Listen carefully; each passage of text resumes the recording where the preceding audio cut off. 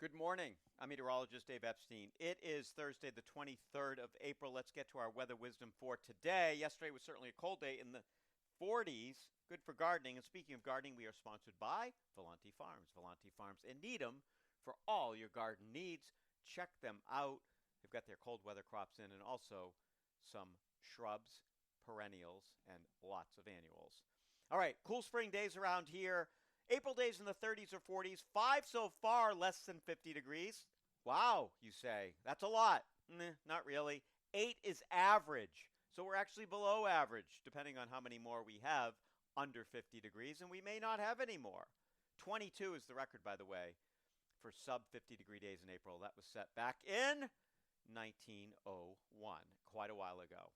We are not going to be sub 50 degrees today. As a matter of fact, we're not even going to be sub 60 degrees, I think, getting into the low 60s this afternoon with a westerly wind, west-northwest, so that'll keep that sea breeze at bay. Tonight, clear down near 40.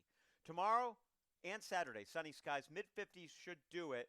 Now, here's the thing about the temperatures this weekend. I'm just going to pull up a little map while I'm talking with you guys. But there's going to be a northeasterly wind, and what that's going to do is it's going to keep temperatures at the coastline cooler than it is inland. So as I sort of scroll ahead to Friday afternoon and look at temperatures, I see like 40s, Cape Cod, outer tip of Essex County.